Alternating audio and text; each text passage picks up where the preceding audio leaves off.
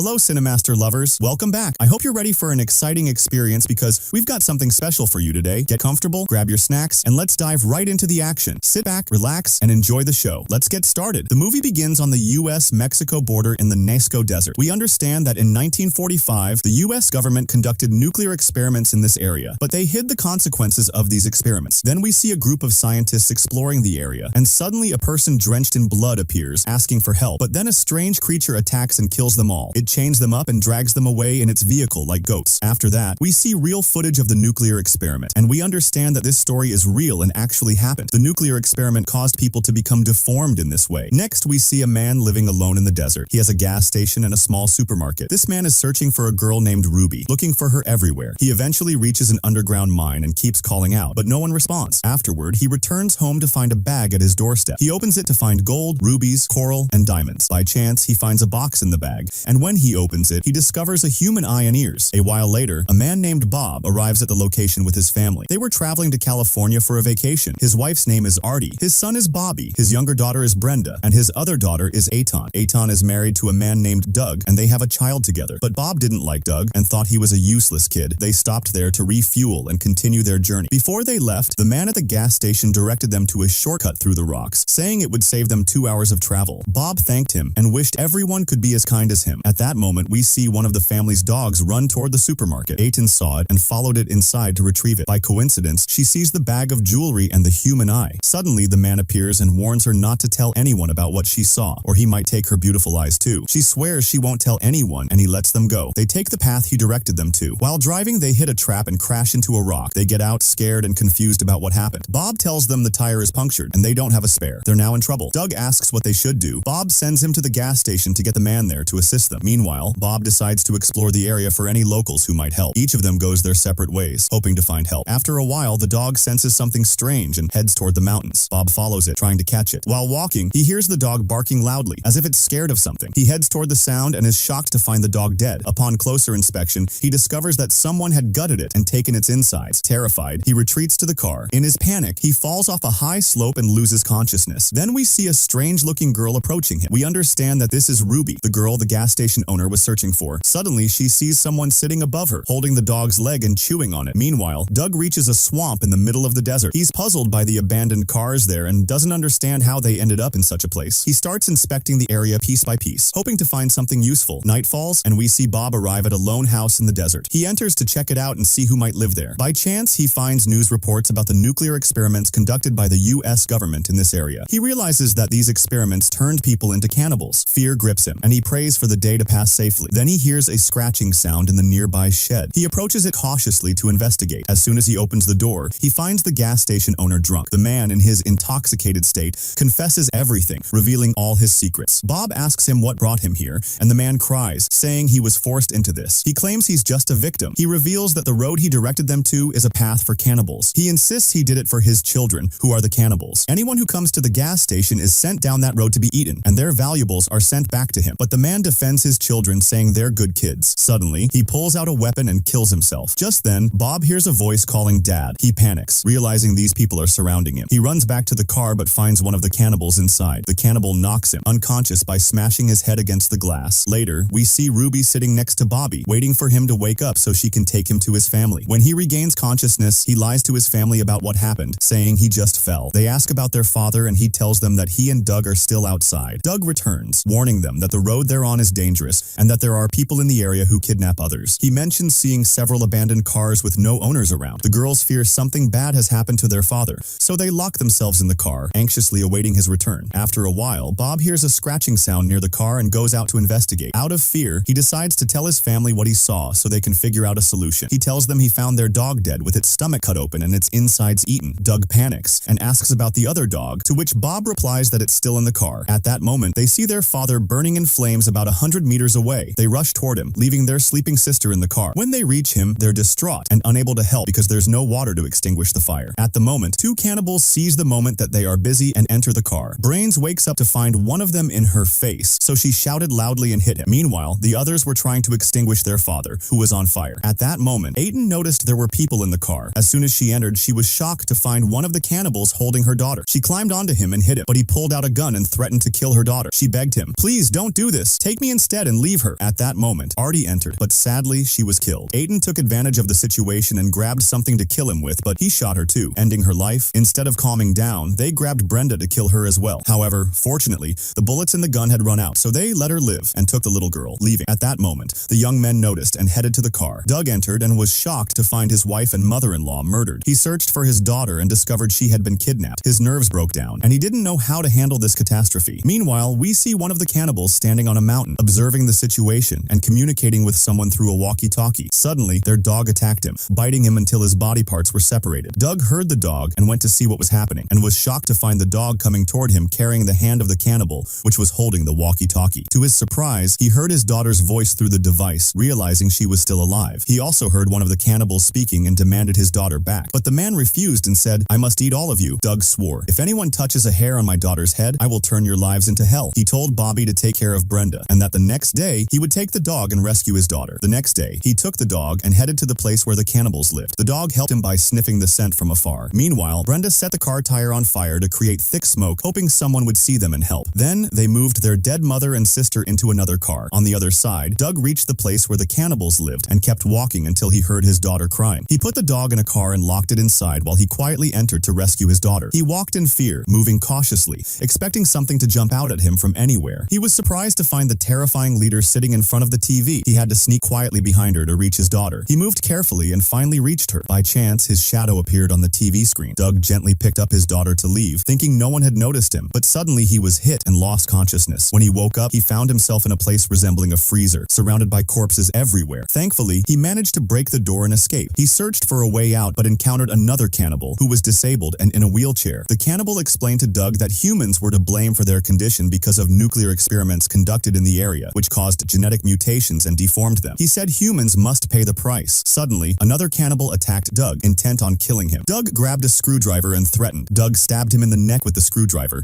then grabbed an axe and finished him off by striking his head. Doug continued searching for his daughter and encountered another cannibal whom he surprised and killed. As he kept looking, he saw a cannibal holding a butcher's knife, preparing to kill his daughter. When he removed the blanket covering her, he was shocked to find a pig instead. Someone had replaced the child with the animal. It turned out that Ruby, the only kind-hearted cannibal, had taken the child to return her to her family. Ruby brought the girl to Doug, who was initially suspicious of her, but soon realized she meant no harm. Suddenly, another cannibal attacked Doug, but he hit him with a rifle, knocking him out. Doug embraced his beloved daughter, overwhelmed with relief. However, the joy didn't last. The cannibal regained consciousness, grabbed the rifle, and prepared to kill Doug, but Ruby intervened, tackling him and jumping off a cliff with him. Both died. Meanwhile, Bobby and Brenda discovered that one of the cannibals had taken their mother from the car and was eating her in front of them. Bobby devised a plan with his sister to distract the cannibal and lead him away. The cannibal chased them, intending to eat them. Bobby entered the car, opened the gas cylinders, and when the cannibal arrived, he tied his hand to the window and jumped out with his sister through the other window. They watched from a safe distance as the car exploded, killing the last cannibal. They couldn't believe they had finally rid themselves of them. Doug arrived with his daughter and the dog. They were overjoyed and couldn't believe they were still alive. As they embraced, we noticed someone watching them from afar, likely another cannibal, ending the first part. If you enjoyed the video, don't forget to subscribe to the channel and hit the notification bell to get more new videos.